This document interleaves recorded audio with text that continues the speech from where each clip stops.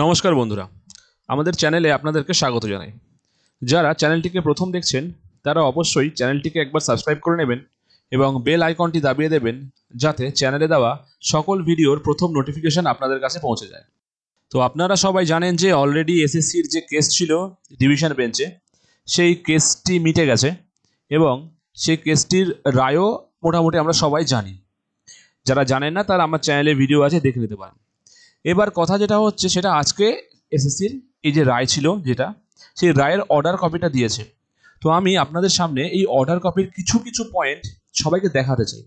খুব ভাইটাল একটা order copy দিয়েছে, একটু ভালো করে সম্পূর্ণ জিনিসটা দেখবেন, অনেক কিছু জানতে পারবেন এসএসসি সম্বন্ধে। ফার্স্টে এই ছবিটা একটু ভালো করে দেখুন। দেখুন এখানে কি বলেছে।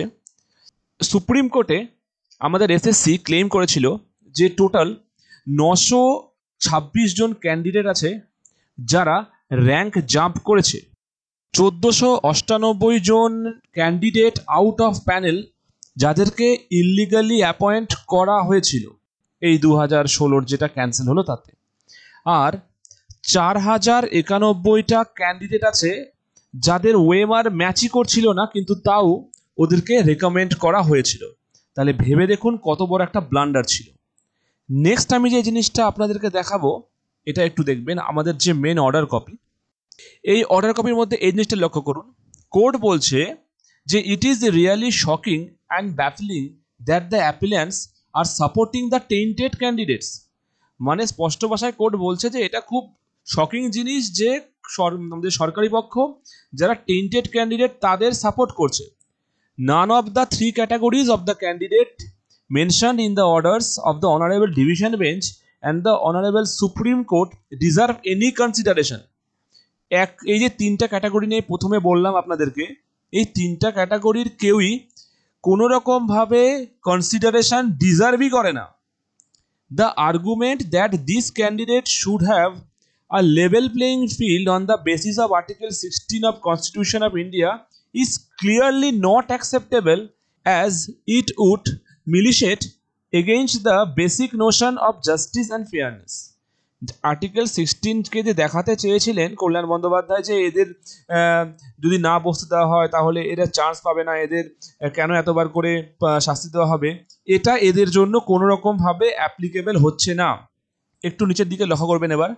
If someone gets any job by the way of cheating, then such appointments tantamounts to be fraudulent and illegal, and he cannot be permitted to participate in the selection process initiated for filling up the vacancy which has resulted due to his ignorance. মানে এখানে স্পষ্ট ভাষায় বলা আছে যে যদি এরকম কেউ করে থাকে, ইলিগাল চিটিং করে থাকে, তাহলে এভাবে জব পেয়ে থাকে, তাহলে তাদের যে অ্যাপয়েন্টমেন্ট এটা ফ্রড এবং ইলিগাল, এবং এদেরকে কোনোভাবেই নেক্সট সিলেকশন প্রসেসে বসতে দেওয়া যায় না। তা সত্ত্বেও চিন্তা করুন কীরকমভাবে আমাদের এসএসসি একে কন্টিনিউয়াস সাপোর্ট করে গেছে, টেন্টেড ক্যান্ডিডেটকে সাপোর্ট করে গেছে। লাস্ট আরেকটা জিনিস দেখাচ্ছি, এটা একটু দেখবেন। সুন্দর একটা কথা বলা আছে, the argument of appellants, 39 number point, the argument of the appellants in favor of tainted candidate not well appreciated. এই যে অ্যাপিল্যান্ট যারা মানে সরকারি পক্ষ, এরা টেন্টেড ক্যান্ডিডেটের ফেভারে যে কথা বলছে এটা কিন্তু কোর্ট কখনো ভালো চোখে দেখেনি। The appellants knowing fully well that the tainted candidates have vitiated the entire selection process should not be espoused their cause.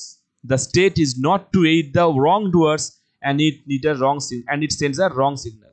স্পষ্ট ভাষায় বলছে যে কোর্ট সরকার যে এরকম করে যারা টেন্টেড ক্যান্ডিডেট ওদেরকে ওপেন সাপোর্ট করছে, এটা একদম ঠিক নয়, আর এটা একটা রং সিগন্যাল পাঠাচ্ছে আমাদের সমাজে যে সরকার কি করছে। সমাজ তো জানেই আমাদের সরকার সম্বন্ধে, তা বলার কিছু নেই। এই জন্যই এখানে আমাদের যে কেস অর্ডারটা আছে দেখুন, we dismiss both the appeals and the connected applications. In view, therefore, we are not allowing any application to be filled by the tainted candidates for the recruitment process initiated pursuant to the order of Honorable Supreme Court. ওই জন্য tainted ক্যান্ডিডেটসের দ্বারা কোনো রকম অ্যাপ্লিকেশনকে court allow করছে না। আর এই জন্য single বেঞ্চের যে রায় ছিল যে যারা টেন্টেড ক্যান্ডিডেট তারা বসতে পারবে না, আলটিমেটলি সেই রায় বর্তা আছে। তাহলে এবার একটু নিজেরা ভেবে দেখুন এই সরকার কীরকম করে মানুষদের ক্ষতি করছে। এই টেন্টেড ক্যান্ডিডেটস বসার জন্য অলরেডি 2016 সালে যারা চাকরি পায়নি ধরে নেন, যারা লিস্টে আসতে পারেনি, তাদের তো কোনো দোষ ছিল না। এই টেন্টেড ক্যান্ডিডেটসরা যদি না বসতো, এরা যদি তখন চাকরি না পেতো, তাহলে আরও কিছু ফ্রেশ ক্যান্ডিডেট চাকরি তখন পেতে পারতো। তাহলে তখনও তারা চাকরি পেলো না, প্লাস এখন যে তারা আবার একবার চান্স নেবে, সেখানেও সরকার আবার এই টেন্টেড ক্যান্ডিডেটসদেরকেই বসাতে চাচ্ছে। মানে বলার কোনো ভাষা নেই, এত নির্লজ্জ সরকার কখনো দেখিনি আমরা, যে ওপেনলি যারা টেন্টেড ক্যান্ডিডেটস এদেরকে সাপোর্ট করছে। আমরা তাহলে কি করব আপনারাই ভাবুন। সোমবারের দিন আবার সরকারের কাছ থেকে টোটাল ডিটেলস চেয়ে পাঠানো হয়েছে, সব ডকুমেন্টস যত সম্ভব সোমবারের দিন এই যে 10 নাম্বার যে এক্সপিরিয়েন্স পয়েন্টসের জন্য দেওয়া হয়েছে এইটাকে নিয়ে, এবং 2016 সালের ক্যান্ডিডেটসরা যাতে আলাদা করে পরীক্ষায় বসতে পারে, এটা নিয়ে একটা তর্ক হতে চলেছে। তো দেখা যাক সোমবারের দিন কি হয়। আজকে এই পর্যন্তই, ধন্যবাদ।